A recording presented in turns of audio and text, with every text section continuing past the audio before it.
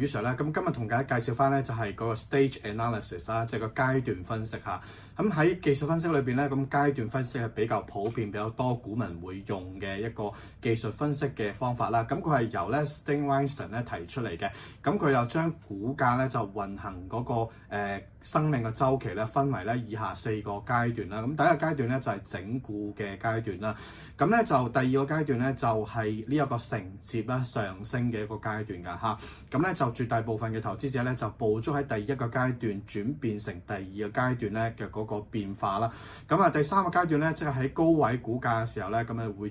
出現咧就大戶咧出貨嘅情況啦。咁階段咧就係喺高位咧就第三階段出貨嘅。咁第四階段咧出完貨之後咧，咁個股價咧就開始咧就不斷地下跌啦。咁啊回翻咧就係咧啱啱開始講咧就第一階段個階段啦。嗱咁再投資喺呢個投資階段裏邊咧，其實最好嘅入市嘅位啦嚇，咁就應該係喺第一階段轉變成第二個階段咧嘅一啲嘅技術指標信號啦。咁其中咧大家咧可以參考咧就喺周線圖當中咧就嗰個30週移動平均線啦，配合埋嗰個成交量同埋股價變化咧去捕捉翻嘅。咁如圖片當中咧，大家見得到咧，咁個股價咧就突破咗個30週移動平均線之後咧，咁上升去到 A 點啦。咁突破之後啦，咁其實回調翻落嚟，去到 B 點咧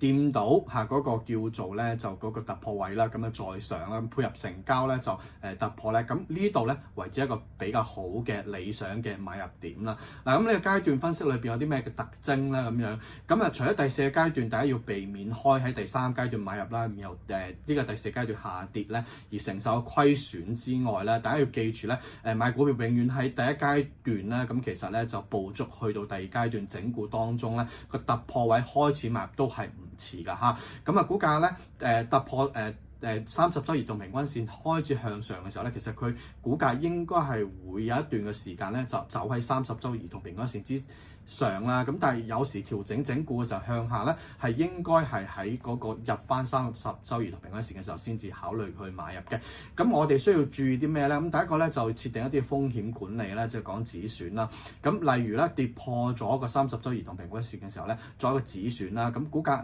往上行嘅時候咧，咁嗰個叫做咧止損位，我哋應該都係設定移動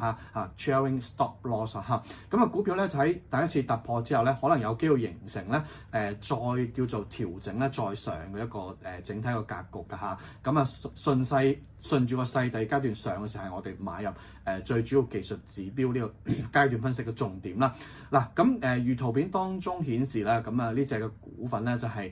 福特汽車咧，咁喺2010年咧11月嘅時候嘅股價圖表走勢。咁大家從圖表當中見得到咧，咁其實喺第一階段咧橫行區間裏邊咧，大約係1個8、1個半啦，去到2個8。有2個8毫半左右啦，其實都橫行咗咧就幾個月嘅時間啦。咁喺突破位嘅附近咧，其實咧佢係咧突破2個8嘅時候咧，係一個好好嘅切入階段嘅分析點啦。嗱咁嗰度咧成交量明顯係咧發生一個巨大嘅增幅㗎。咁你見到2個8毫半，你買入之後咧，咁其實股價一直沿住嗰個第二階段往上行啦。咁其中去到咧就講緊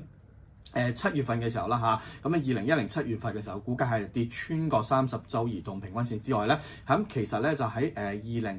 2009年啦，咁4月份咧一直都係沿住個股價係往上未跌穿過嘅嚇。咁跌穿嘅時候咧，其實咧大約咧就9個8左右嘅水平咧，其實亦都係一個咧跌穿係加倉嘅好位啦。咁去到咧股價咧去到咧16、17蚊嘅位啦。咁如果你係2個8毫半買入嘅話，去到16、17蚊，其實都升幅咧就講緊超過7倍㗎啦嚇。嗱咁啊今日咧關於階段分析嘅少少嘅資訊咧，分享到呢度。咁大家如果有興趣咧，想知道更加多、了解更加多，可以歡迎大家咧就參加個股票課程咧，3月28號咧29號舉辦嘅喺旺角啦。咁啊多謝大家嘅支持。咁我詳細多少分析呢個階段嘅分析嘅，多謝大家，拜拜。